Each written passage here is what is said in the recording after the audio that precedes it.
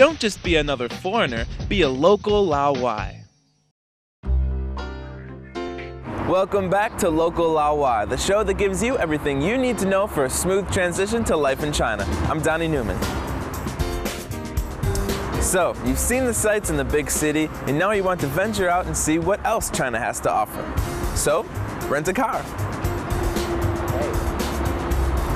Easy there, Paul. Renting a car is a great way to get off the beaten track and discover the Middle Kingdom for yourself.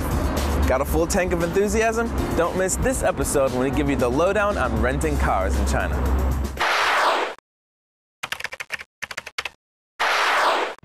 When it comes to renting, you mainly have two options. You can rent a car to drive by yourself, or you can rent a car with a hired driver.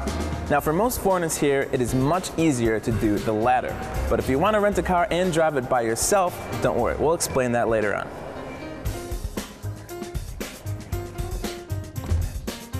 Hiring a car with a registered driver is a great way to avoid deposit fees and paperwork. You can, literally, just sit back, relax, and arrive at your destination. So how do you do it? You'll be able to hire a car with a driver through many car rental companies. Now, the fee for both the driver and the car for the day is included in one price, and you'll usually be asked to pay up front. Here's a couple things you should know about hiring a driver. First of all, some of them don't speak much English. I'd like to go to the Great Wall. Changcheng? No. Great Wall. Yeah, Changcheng. Great Wall. Changcheng. Yeah. So it's probably best to have a Chinese friend tell the driver where you want to go and when you want to come back. Or have some written instructions handy just in case of a communications hiccup. If you find your driver online, agree to the cost up front and pay after you've arrived at your destination. And it's always okay to see the driver's registration and insurance documentation. Better safe than sorry.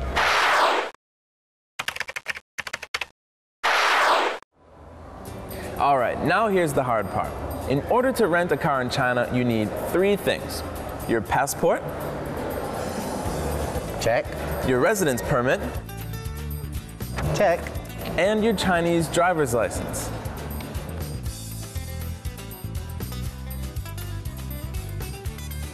Unfortunately for Paul here, an international or overseas license just won't cut it. So here's how you go about renting a car in China. Number one, get a Chinese driver's license. Getting a driver's license here is especially worth it if you plan to be here for a long period of time. As we mentioned in the last episode, you'll also need to take a written test. Study up, Paul.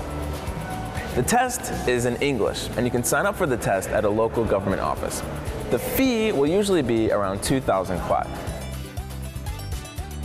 Number two, rent locally. You'll need to go through an approved car rental company in the city in which you reside, and provide a residence permit to prove you live there. No matter where you are, there'll be plenty of companies to choose from, and many international car rentals do business here in China. Third, know what you're paying for. Most rental companies will let you rent anywhere from 1 day to 1 year, and the cost will vary depending on what kind of car you rent, where you're renting it, and for how long you will rent it. For example, if you're renting a car like this Peugeot 308 here, it'll cost around 250 to 300 renminbi a day to rent, or more on public holidays. I don't want a Peugeot. I only drive Ferrari. And a Ferrari would be a lot more. You'll be asked to sign a form like this, and the company will take down both your personal and residency details. Also, there's a deposit involved. The deposit can vary depending on your car and the company, and it can range from 2,000 to 15,000 renminbi. And there are a bunch of other fees. For example, if you want to get picked up at the airport, or want special features like GPS, or you're a young driver, or you plan to have children in the car, extra fees all may apply. And there are a few more things you should be aware of when renting a car. First, know your credit limit. Some rental car companies only accept payment by credit card, and you'll want to make sure your credit can take the hit of the deposit. 2, many companies will require at least a few hours to a day advance notice.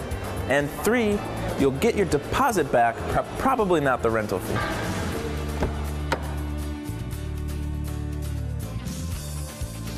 And finally, you may be asked to sign a statement that says you have an acceptable driving record. And it helps to be truthful.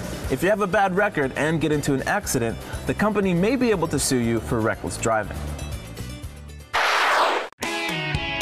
Alright, so there you have it. Everything you need to know to rent a car here in China. Now it's time to go to that spring picnic in Pingyao. Come on, Paul. You're riding shotgun. See you next time. On the next episode, we'll give you the lowdown on all the traffic laws and driving habits you need to know when you're on the road. Until then, be sure to keep sending in your questions at localaowai@bon.tv. I'm Donnie Newman. We'll see you next time.